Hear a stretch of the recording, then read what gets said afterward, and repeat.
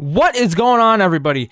I'm back with another video, and today we're going to be going over everything you need to know about the brand new cars that were added last week into the game. And I set up this little course here, to, just show you everything you need to know. So let's just get started over here, and, yeah, every single car in BR has been added, into creative mode. I'm pretty sure this is every single car. I don't play BR that much, but, yeah, you can see literally everything has been added. Even the taxi has been added to creative. And I'm pretty sure a lot of people want to know, if you can now hide the spawn plates, and the answer is yes, you can. If you go down here into settings, down to visible in game, and when it's off, it will show up as a hologram like this. Next up, there is tons of customization in this. As you can see, I have the whole rainbow laid out in cars over here, which is just absolutely insane in my opinion. There is so much you can do with this. And also, you might have noticed these tires. Yeah, there's off-road tires in creative too, which is just awesome. You can even boost with the cars. We'll get to that a little bit later. But yeah, I just want to go over some customization you can do. You can disable the radio, you can change the color, the tire, you can change the boost regeneration. So if we go over here, we can even make cars that can't normally boost, well, boost. So this car in normal BR would not be able to do what I'm doing right now. And this is creative exclusive, I'm pretty sure.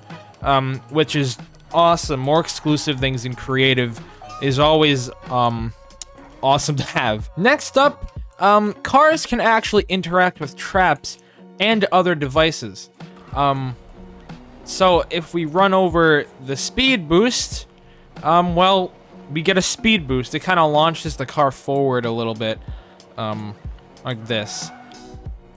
It's more of a push than a speed boost, to be honest. But if we go into this bumper, it will bump the car. That was a bit weird. But I thought I had a trap set up over here.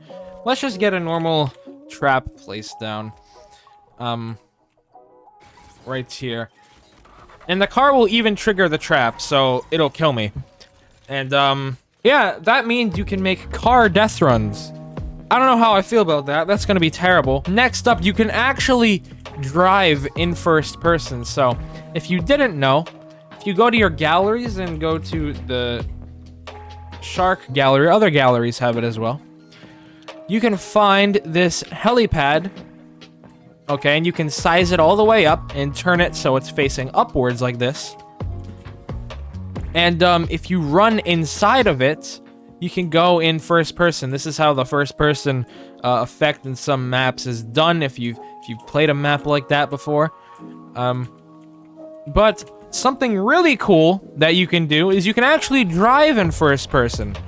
So if I just drive through here, I'm actually like in first person. Like, this is so, I didn't think this would be possible, but it is. And it's just so cool looking. Like, look at this. It's like I'm actually driving. Now, if you go a little faster, it gets a little buggy. You can start seeing your character. So maybe make it so the car can't go so fast. I don't know how you would really do that. But yeah, I just think this is awesome. Look at this. This is so cool. I have to show it off. Next up, I'm going to have to start the game to show this feature off. But new settings to vehicles have been added, that basically allow the player to be teleported into cars and to also prevent people from leaving them. So if I press this button right here, I am teleported into the car, and now I can just drive around like normal. However, if I try to leave, I can't leave. It's impossible. I can't leave the car. This is actually very useful for racing maps. If you wanna build that, and no matter what, I really can't get out. I have to end the game to show you around the rest. Next up, so spawn pads are now actually props. I don't know if anyone noticed, but these are off-grid, and if you take them around, you see it acts like a prop now, and you can just kind of place them anywhere.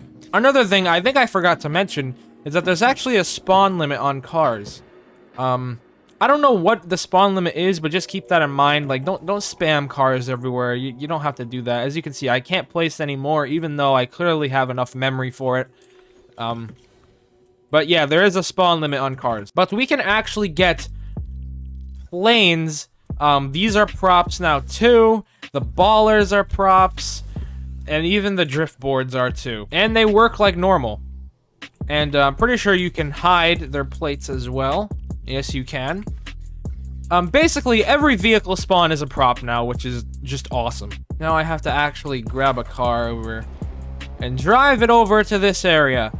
And now, this is pretty important. If you're going to make a racing map, or you're just going to have a map where the player can get in a car and drive around, this is pretty important to keep in mind. So depending on the surface, cars will drive differently.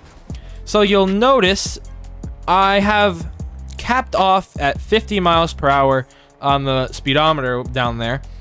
But if I go on any of these surfaces, I will go above 50 miles per hour, and I think it caps out at 62, 63. Okay, I think 63 is the max on those. But that's pretty important to keep in mind, and I can't get out of the car because I have to respawn to get out of the car. But yeah, if you're going to make a map where you have the player driving a car, just keep that in mind. And I believe those are all the basics you will need for cars in creative mode.